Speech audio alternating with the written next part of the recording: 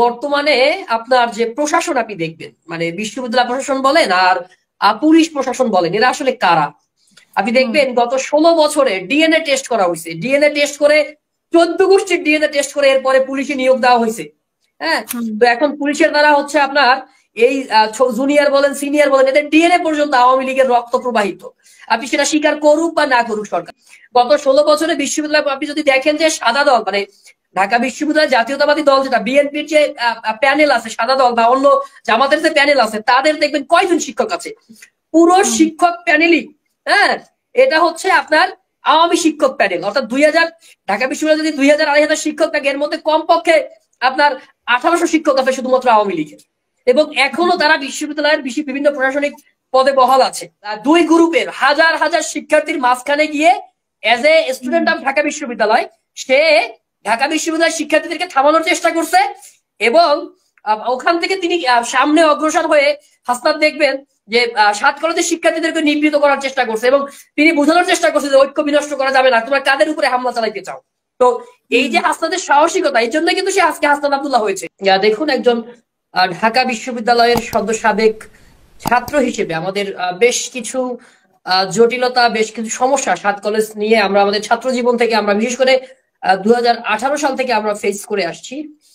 দেখুন, 7 কলেজ ঢাকার ঐতিহ্যবাহী 7টি প্রতিষ্ঠান এবং এই 7 কলেজকে ঢাকা বিশ্ববিদ্যালয়ের অধিভুক্ত করার পেছনে একটা রহস্য আছে। সেটা হচ্ছে আরিফিন সিদ্দিক এবং হারুনার রশিদ, এই দুইজন হচ্ছে একজন ন্যাশনালের ডিসি আর একজন হচ্ছে ঢাকা বিশ্ববিদ্যালয়ের ডিসি এবং দুইজনই আওয়ামী দোসর এবং শেখ হাসিনার খুবই আস্থাভাজন এবং ঘনিষ্ঠজন। তো এই দুইজনের মধ্যে আবার একটা নেতৃত্বের একটা প্রতিযোগিতা ঢাকা বিশ্ববিদ্যালয় ক্যাম্পাসে ছিল, আপনি জানেন। আপনারা কতটুকু জানেন আমি জানি না। তো এই তাদের ফলে যখন 7 কলেজ যখন ন্যাশনালের আন্ডারে থাকে, অর্থাৎ আরিফিন সিদ্দিকীর হাতে না থেকে যখন এই 7 কলেজ যখন এই হারুনার রশিদের আন্ডারে থাকে, তখন এটা একটা হিউজ শক্তি ন্যাশনাল ইউনিভার্সিটির বা ন্যাশনাল ইউনিভার্সিটির বিসি। তো তখন সেই হারুনার রশিদের শক্তিকে হচ্ছে কিছুটা ছোট করার জন্য বা পঙ্গু করার জন্য তখন সুকৌশলে আরিফিন সিদ্দিক সাহেব তিনি উইদাউট হচ্ছে এনি কাইন্ডস অফ ক্যালকুলেশন যে মানে what will be the result এবং এগুলোর সুবিবেচনা ছাড়াই একসাথে করে এমন একটা জগা খিচুড়ি আসলে সেই সময়ে ঢাকা বিশ্ববিদ্যালয় প্রশাসন করেছে, যার কারণে গত প্রায় 7 থেকে 8 বছর যাবত ঢাকা বিশ্ববিদ্যালয় বনাম ঐতিহ্যবাহী 7 কলেজের একটা লড়াই লেগেই আছে। এবং আপনি জানেন 2019 সালে তখন আমরা ঢাকা বিশ্ববিদ্যালয়ের তখন ডাকসু আছে, সেই সময়ে ছাত্র এই 7 কলেজ বনাম ঢাকা বিশ্ববিদ্যালয় একটা তুমুল একটা আন্দোলন হয় ঢাকা বিশ্ববিদ্যালয় অধিভুক্তি বাতিলের দাবিতে। এবং সেই আন্দোলনের নেতৃত্বে সেই সময় ছিল বর্তমান যে মাননীয় যুব ক্রীড়া উপদেষ্টা আসিফ মাহমুদ, সেই সময় সহ সমন্বয়ক হিসেবে ছিল নাহিদ ইসলাম ছিল। তো ওই সময় তারা আমরা একসাথে আন্দোলন করেছি, কিন্তু আমরা হয়তো অন্য কোনো কারণে আমরা সামনে ছিলাম না, কিন্তু ওই সময়ও এই ছেলেরা বা আমাদের এই বন্ধুরা ছোট ভাইয়েরা ওই সময় এই 7 কলেজ বাতিলের দাবিতে আন্দোলন করেছে।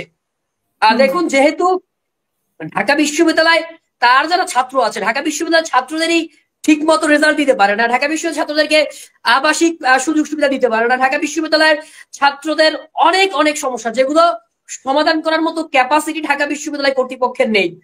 কিংবা ঢাকা বিশ্ববিদ্যালয় বাংলাদেশের মধ্যে একমাত্র বিশ্ববিদ্যালয় যে বিশ্ববিদ্যালয়ের কারণে আমরা সমস্ত দেশবাসী গর্ব করি এবং আমরা বলি যে ঢাকা বিশ্ববিদ্যালয়ের কারণে আমরা স্বাধীন বাংলাদেশ পেয়েছি।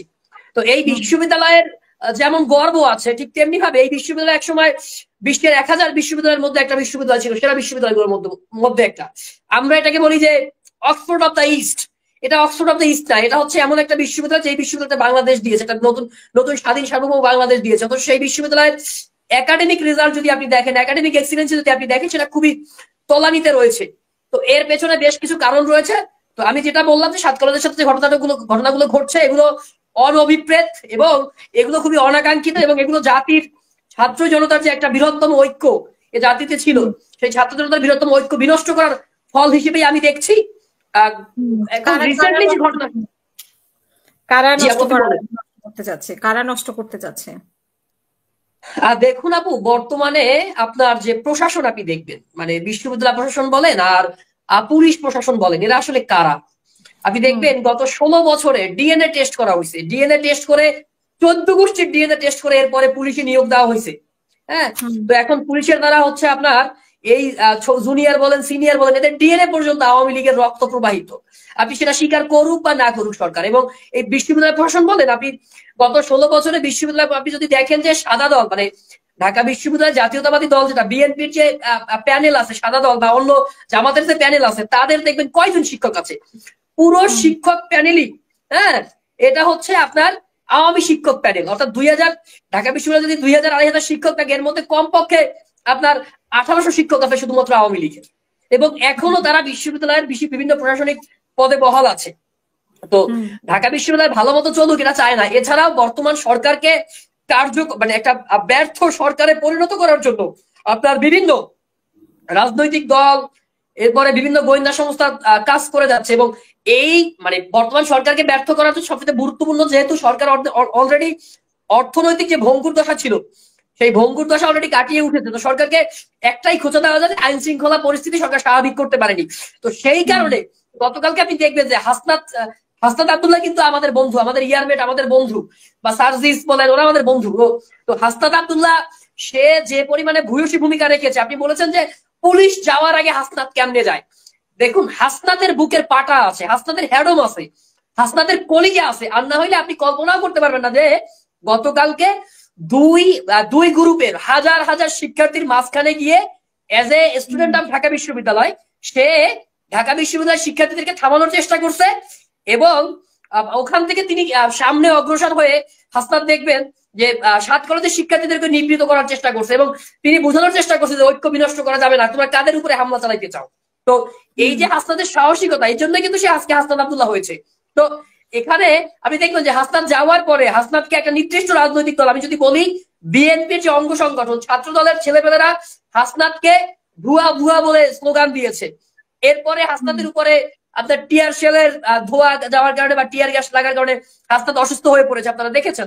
তো হাসনাত কেন সব জায়গায় সবার আগে যায়? কারণ হাসনাত হচ্ছে ওই ধরনের ছেলে যে তার জীবনকে পরোয়া করে না, সে যার কাছে জাতীয় স্বার্থ, দেশের স্বার্থ সবার আগে, ছাত্র জনতার বাংলাদেশের মানুষের স্বার্থ সবার আগে। কারণ এই হাসনাতদের রক্তের উপরে দাঁড়িয়েই এই অভ্যুত্থান হয়েছে। তো যার কারণে হাসনাত এই বাংলাদেশকে সফল করা হাসনাতের দায়িত্ব।